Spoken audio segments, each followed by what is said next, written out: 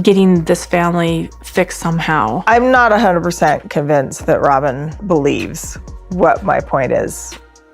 There was a time not so long ago when Kody Brown stood not just as the patriarch of a sprawling family, but as the symbolic anchor of a movement. A man whose unconventional vision of love, faith, and unity captured the imagination of millions. For wives, nearly 24 children. And a glossy TLC deal transformed what might have remained a hidden polygamist household in the shadows of fundamentalist Utah into a full-blown cultural phenomenon. The Brown family wasn't just a cast of characters, they were a brand. They were sister wives, and for a moment in time, they were untouchable. They lived in adjacent cul-de-sac homes, dreamed together of building one large house on Coyote Pass, sat shoulder to shoulder for tell-all specials, where they smiled through gritted teeth, telling us everything was fine. But behind the plural, marriage was a singular truth. The dream was already dying, slowly, painfully, and in full view of the world. The unity was never real, not the way they tried to sell it. It was held together by duct tape, made of religious obligation, carefully curated edits, and women who were told over and over again, sacrifice their needs in exchange for celestial promises that never materialized. And as time ticked on, as the cameras kept rolling, and as Robyn Brown took center stage, not just in Kody's heart, but in the entire family's dynamic, everything began to unravel. And not with a bang, but in excruciating slow motion. From the moment Robyn arrived in 2010, everything changed. You could see it in Kody's eyes, the giddiness, the excitement, the teenage-level infatuation that blindsided everyone. He courted her with a fire he hadn't shown in years, kissed her before marriage, breaking their own courtship rules, stayed overnight with her while still married to his other wives, and later legally divorced, married just to adopt Robyn's children. That wasn't just affectionate, was structural reorganization. Robyn didn't assimilate into the family. The family reshaped itself around her. And whether she asked for it or not, whether she claimed it or denied it, the reality was the same. She became the favorite, the legal wife, the emotional center, the queen of Kody's carefully constructed castle, even if that castle stood on cracked foundation. Mary, the original wife, the one who had sacrificed the most, became the most emotionally abandoned. Christine, the vibrant, witty spirit who wanted a fair and emotionally available husband, found herself discarded and unseen. Janelle, fiercely independent and never one for emotional theatrics, quietly stepped back, choosing solitude over begging for scraps. And all the while, Robyn had the feast. Kody gave her the big house. He gave her the time. He defended her against his other wives, even when it meant alienating his children. What was once supposed to be a family built on shared faith and sisterhood had turned into a hierarchy of pain, with Robyn safely at the top. And the collapse wasn't sudden, it was 1,000 small cuts over the years. It was Mary's catfishing scandal, not just because of the betrayal, but because it exposed how desperately she was seeking emotional connection outside her marriage. It was Christine's tearful breakdowns, her open confessions of neglect, and her eventual bold public decision to leave. It was Janelle's loyalty being repaid with distance and condescension, even as she tried to hold the family together for the kids' sake. And through it all, Robyn kept insisting she never wanted to be the favorite. But actions spoke louder than carefully scripted confessionals. She got the ring, the legal name, the house with the view, and the man who, despite claiming to love all his wives, equally openly admitted he no longer felt romantic toward 3 of them. What made it worse wasn't just Kody's preference, it was his denial, the gaslighting, the constant shifting of blame. He said Christine was too disrespectful, that Janelle prioritized the boys, that Mary emotionally abandoned him. But never once did he acknowledge his role in the family's decay. He was the common denominator, the architect of this crumbling empire.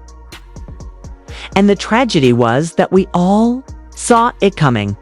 fans began to turn. The once supportive viewership grew disillusioned. Reddit threads exploded with outrage. TikTok clips dissected each painful episode frame by frame. YouTubers and commentators began questioning whether this was ever about polygamy or if it was just about Kody's ego. And then, in the wake of Christine's departure and Janelle's eventual break, came the one event that shook everything too. The core, the death of Garrison Brown, a tragedy that no one saw coming. And one that exposed the deep emotional fractures between Kody and his older children. At the funeral, the silence was louder than the sobs. Kody and Robyn sat distant, reportedly isolated, while Christine and Janelle mourned openly with their children. Dayton loyal, quiet Dayton had always been painted as the symbol of Robyn's tightly knit family. But even he, according to behind-the-scenes whispers, had grown tired of the favoritism, of the suffocation, of the constant divide between us and them. And while Robyn continued to portray herself as a peacemaker, the glue of the family, her lack of effort to bond with Kody's other kids, told a different story. Her children were shielded, others were left in the cold. And then came the financial fallout. The once glamorous TLC deal was gone. The show, once a top-tier reality hit, was dropped quietly, unceremoniously. TLC moved on, and the family, they were left with mounting debt, scattered homes, and empty land on Coyote Pass that now served as a metaphor for everything they lost. Kody's dream home was never built. The unity he preached was never achieved. And the family photo they used to hang above the fireplace? That now just feels like a relic from another life that never really existed. Meri has since moved on, reclaiming her voice through raw social media posts and cryptic captions that speak volumes. Christine is remarried, thriving, and using her platform to speak about healing, boundaries, and breaking free from toxic religious frameworks. Janelle is still grieving, still trying to find her center after losing a child and a marriage, but there's strength in her silence. She doesn't need to perform for anyone anymore. She just wants peace. And Robyn? She's left holding the title of last wife standing, but what kind of victory is it when there's no family left to stand beside? And Kody, he's not the man he used to be. The once confident, opinionated, energetic leader is now a shell of that image, publicly bitter, defensive, and increasingly irrelevant. His children have distanced themselves. His fan base has dwindled. And the spiritual legacy he hoped to leave behind lies in ruins. He thought he was building a kingdom, but in the end, it was a sandcastle washed away by ego, favoritism, and a refusal to take responsibility. And perhaps the most painful part is knowing that it didn't have to be this way. That somewhere along the road, there were chances to course correct, to listen, to love better, to show up. But instead, Kody chose control. He chose power. He chose Robyn, and now standing in the wreckage of what once was. He is left with nothing but the haunting echo of what could have been. This, dear viewers, is more than a reality TV saga. This is a cautionary tale, a lesson about what happens when patriarchal fantasy meets modern disillusionment. It's about what happens when love is conditional, when loyalty is weaponized, when wives are told to suppress their truths for the sake of the family. It's about the emotional toll of being invisible. It's about the false promises of celestial marriage. The manipulation cloaked in faith, and the silent screams of women who were told their suffering was sacred. Sister Wives wasn't just a show. It was a cultural mirror. And now that the mirror is cracked, all that remains are the jagged reflections of those who tried to hold it together for far too long. Our children will watch us interact with each other, and they'll just stop what they're doing and just stare at us. And Robyn and I will be interacting. And There was a time, not so long ago, when the idea of one man loving for women, equally balancing faith, fatherhood, and fairness captivated America. Kody Brown, with his golden curls and confident grin, became the reluctant face of modern polygamy. TLC's Sister Wives promised something radical: a functioning plural family in the spotlight, navigating life with honesty, faith, and unity. But the dream they sold, like so many fairy tales, began to curdle in the glare of reality.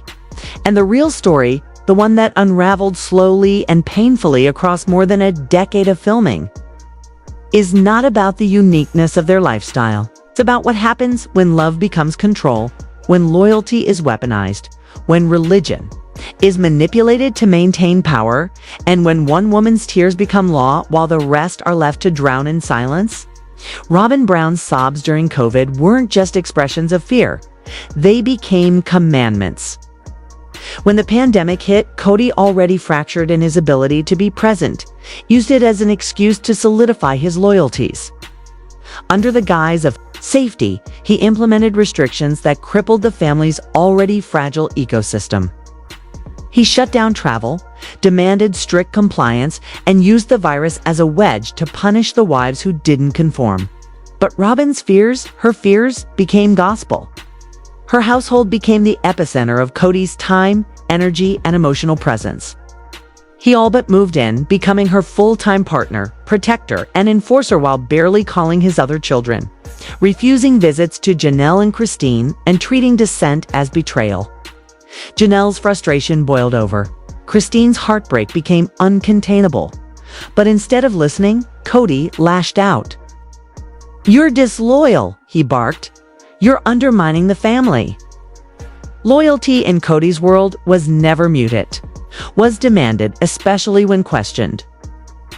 Meanwhile, Robyn remained in her corner, crying about the collapse of sisterhood, lamenting the fractures in the family she claimed to love, even as she quietly benefited from every ounce of Kody's devotion that the others were denied. Was she a manipulator?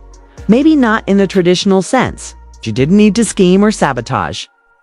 Her power came from passivity, from being the one wife who never challenged Kody, who deferred, who praised, who always seemed to be doing everything, right? When the other wives voiced their pain, their imbalance, Robyn rarely stood beside them. She nodded solemnly, sometimes offered generic sympathy, but ultimately retreated into the arms of the only man who still showed up for her, while Christine was crafting family traditions with her children, desperately trying to keep holidays and birthdays meaningful in the absence of a present husband. While Mary sat in emotional exile with nothing but retreat posts and cryptic Instagram quotes for comfort, while Janelle paid bills, raised sons, and struggled with land disputes, Robyn had a partner, a full partner.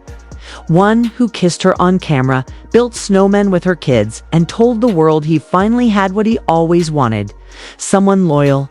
And therein lies the heartbreak. Because Kody changed. Not in the name of growth or reflection, but in the name of Robyn. He softened around her, became more present, more affectionate, more invested, lonely with her. With the others, he withdrew, snapped, blamed, and emotionally distanced. He told Christine he didn't want an intimate marriage anymore, that he no longer felt attraction. He told Janelle that her refusal to kick out their adult sons during COVID was a violation of his rules. And to Mary, well, he didn't have to say much. His silence screamed louder than words. She was no longer a wife in his eyes, just a relic from the past. Someone he tolerated for the sake of image. Maybe guilt, maybe obligation, but certainly not love. And Robyn never stepped aside. She never said this isn't fair. She never insisted on balance. She simply accepted the crown Kody placed on her head and the palace he built around her. The dream of one big happy family under one roof turned into a delusion that only he and Robyn clung to. Kody would draw his big house on napkins and blueprints, pitching a vision of unity where each wife had a wing, each child a space. And he had the center was the sun they all orbited. But Christine saw through it. "No way," she said. And it wasn't just stubbornness. It was self-preservation. After years of being overlooked, passed over, and emotionally starved, why would she agree to live under one roof where Robyn would, yet again, be the emotional and physical center. Her resistance wasn't selfish, it was revelatory. It exposed the truth. This wasn't unity, it was control. Her defiance cracked the illusion, and the house was never built. The land Coyote Pass became a graveyard for failed dreams. The family poured hundreds of thousands of dollars into it, drawing up plot lines, filing legal paperwork, fighting over titles and deeds, only to let it sit untouched. Meanwhile, Kody and Robyn bought a nearly $1 million home, tucked away and comfortable, while the others bounced between rentals, living in limbo, financially strained and emotionally abandoned. Christine was the first to walk. And she didn't just leave the marriage, she left the entire framework. She packed up, left Flagstaff, returned to Utah, and started over. She chose healing over history. She reclaimed herself loudly, bravely, and publicly. Her decision didn't just shake the family, it woke them up. Janelle, long loyal, long patient, tried to stay. She believed in the original mission. She wanted the kids to have connection. She believed in the sisterhood even if it was broken. But eventually, even she had to admit it was beyond repair. Her name was tied to land and loans, but not to a man who had her back. And so she stepped away to not with drama, but with dignity. And Mary didn't storm out. She didn't post a viral video. She simply faded. Quietly, she accepted what we all knew, that her marriage was over long before anyone said it aloud. And while Kody continued to appear on camera, blaming the wives for the collapse, painting himself as the misunderstood martyr, the truth was undeniable. The family didn't fall apart. He tore it apart, with favoritism, with control, with emotional neglect masked as spiritual leadership. The debt mounted, Coyote Pass sat empty. Rumors of foreclosure circled, and what was once TLC's crown jewel became a cautionary tale. The network moved on. The ratings dipped. The cultural fascination turned into fatigue. What started as a peek into plural marriage ended as a portrait of one man's descent into bitterness and the strength of the women who walked away from him. Christine is now remarried, beaming with joy, dancing in TikToks, building a life rooted in mutual respect. Janelle is focused on her children, her health, her own peace. Mary is using her voice on social media, shedding layers of repression. And Robyn remains the last wife standing. But what victory is that when there's no family left to stand beside? Her children are isolated. The dream she once sobbed over is gone. And Kody is a king without a kingdom, estranged from many of his children, abandoned by 3 wives, holding on to land he can't develop and a narrative no one believes. And yet he still talks about loyalty, still blames others, still clings to the fantasy that what broke the family wasn't his favoritism, but their failure to comply. But viewers saw the truth. They saw the pain in Christine's eyes, the exhaustion on Janelle's face, the heartbreak in Mary's silence. They saw Robyn's tears morph into entitlement. They saw Kody's ego metastasize into cruelty. And now, in the wake of everything, debt, the distance, the death of Garrison Brown, what remains is not a family, but the wreckage of a reality experiment gone painfully wrong. This isn't just a show. This is a study in dysfunction, a deep dive into the consequences of unchecked power and misplaced faith. It's a mirror held up to every woman who's ever been told to shrink herself for the sake of love, to stay silent, to keep the peace, to accept less and call it spiritual. The Brown family saga isn't about polygamy. It's about patriarchy. It's about favoritism masquerading as fairness. And it's about what happens when women, one by one, stop believing the lie. So, here we are. No big house. No unity. No fairy tale. Ending. Just one man and one wife living in a mansion built on the bones of broken promises, while the others rise, rebuild, and reclaim their voices. And that's the real story. Real story. With like sister wives? Yes. There'll be some sister wives that I'm not that close to. There'll be some that I'm always going to be close to. Like, I'll always both be close to. As the foundation cracked beneath the weight of broken promises and unbalanced love, the fractures in the Brown family no longer hid behind smiling confessionals and orchestrated holiday dinners. They bled openly across the screen, episode after episode, season after season, till even the most devoted fans could no longer deny what had become painfully clear.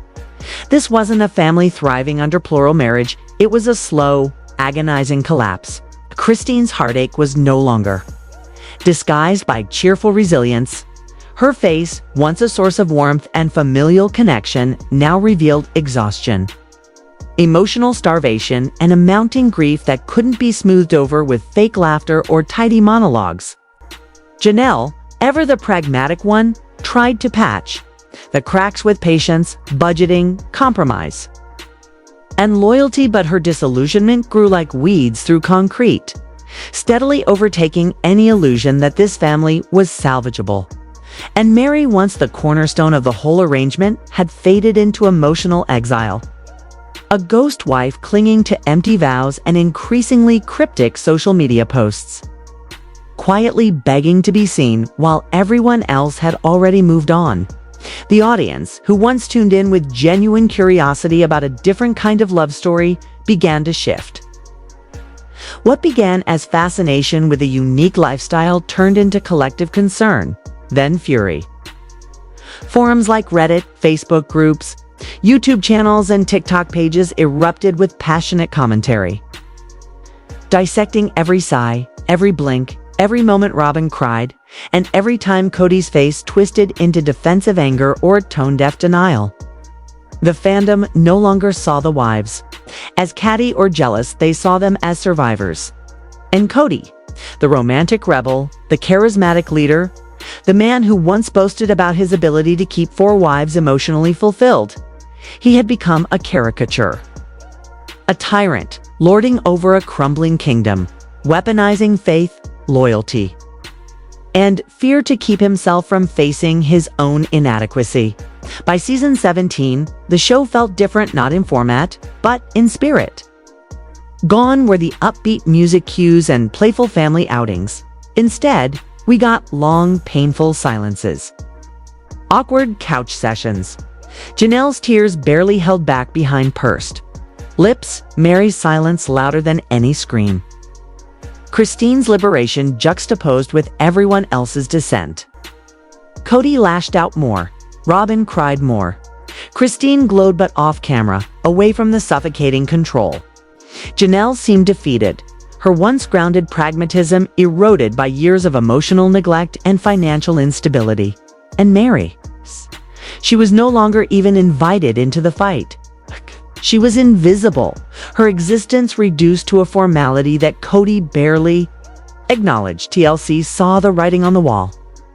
There was no flashy press release, no grand cancellation announcement.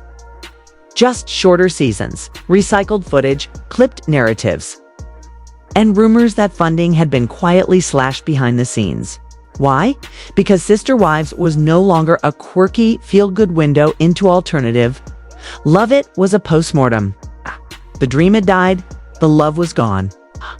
What remained was dysfunction, imbalance, and an unraveling patriarch lost in his own delusions. Viewers weren't watching for inspiration anymore. They were watching for closure, for justice. For the moment, each woman found her voice and chose herself. Christine was the first to break the cycle, and she didn't tiptoe out, she reclaimed her life with purpose. She left not just emotionally, but physically, relocating to Utah where her glow was undeniable. Her laugh returned. Her spirit expanded. She built a new life, a new love, a new future, one that didn't require her to wait for someone to see her worth. She wasn't the wife left behind anymore. She was the woman walking forward, and fans rejoiced. Her journey became a symbol of freedom, of healing, of rejecting toxic spiritual narratives that taught her to suffer in silence. And then came Janelle, quieter, perhaps, but no less powerful. For years, she played the peacemaker, absorbing subtle insults, financial burdens, and being gaslit into believing her loyalty would be rewarded. It never was. And eventually, she too walked. She chose her kids. She chose peace. She chose not to bend anymore under the weight of Kody's constant criticism and shifting standards. And finally, after years of denial, betrayal, and abandonment, Meri left too. The first wife, the foundation, the woman who gave up her legal marriage so Kody could adopt Robyn's kids. Her exit wasn't explosive, but it was thunderous in its quiet finality. She'd spent years begging for crumbs. Now she was running her bed and breakfast, posting messages that whispered of pain but roared of survival. She wasn't loud, but she didn't need to be. She was done being invisible. And Robyn, who once stood tearfully at the center of every crisis, speaking about unity and sisterhood while enjoying every benefit the others were denied, she remained. But her position, once envied, now felt isolated and hollow. Her tears no longer moved fans, they irritated them. Because as Kody turned colder to his other wives, Robyn remained the recipient of his full emotional presence. She didn't just receive loyalty, she was its gatekeeper. Her children got the father figure, the others were denied. Her household was treated as sacred ground while the others withered from neglect. And through it all, she clung to the narrative that she never wanted to be the favorite. But actions speak louder than confessional tears. She never challenged Kody's bias, never stepped up when the other wives were hurt, never insisted on equality. And that silence, that passive complicity, spoke volumes. Because Robyn didn't have to destroy the family, she just had to benefit from its slow collapse. Even Dayton, the soft-spoken, fiercely loyal son Robyn had brought into the marriage, eventually stepped away. For years he remained quietly in the background, respectful, reserved, never causing waves. Robyn shielded him from the mess, and Kody embraced him as his own. But when the chaos became too much, Dayton made the boldest statement of all. He left. No rebellion, no drama, just quiet withdrawal. He moved out, charted his own path, and chose independence over the gilded cage of his mother's carefully curated world. Because children notice, they remember. They see the favoritism, the tension, the lies wrapped in scripture. And when they grow up, they often choose peace, not performance. Dayton's silent exit reflected the truth. No one wanted to admit that even the next generation was walking away. That legacy Kody spent so long building, it doesn't stand. Not on love, not on unity, not on loyalty. It's built on silence, suppression, imbalance, and control. And Kody, the man who once imagined himself the righteous patriarch of a celestial kingdom, he now lives surrounded by echoes. He tried to control the narrative, the finances, the affection of 4 women, and the emotional destinies of nearly 20 children. But what he didn't understand, what he refused to see, was that love isn't built on obedience. It's built on choice.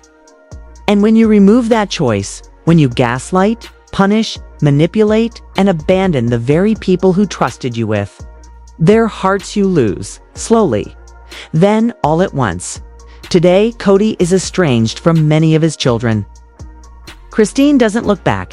Janelle doesn't answer his calls. Meri doesn't even mention him. And even Robyn, the last wife standing, seems to sit beside him in a silence more hollow than any argument. The dream of one big house is long gone. The spiritual calling that once justified all the sacrifice now feels like a twisted fairy tale, something that only worked when the cameras were on and the women were quiet. But now they're not quiet.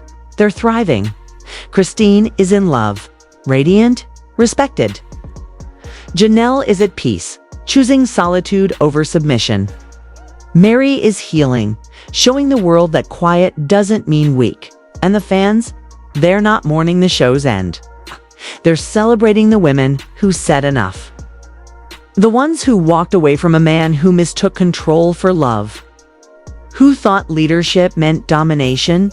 Who thought he was the sun and everyone else his orbit. He isn't the sun, he never was. He was a storm, and storms pass. What remains are the survivors. This isn't just a family drama. It's a cultural reckoning. It's a real-time documentation of the long, slow collapse of a patriarchal system that no longer works when women find their worth. It's about faith, yes, but more so, it's about freedom. It's about a generation of daughters watching their mothers stay too long and deciding to leave sooner. It's about what happens when control becomes too heavy to carry and when silence becomes too loud to ignore. And as the credits roll, not just on a show, but on an era of what's left, is a clear message. Real love isn't control. Sisterhood isn't sacrifice. And freedom. Freedom looks damn good on them. I'm good on them.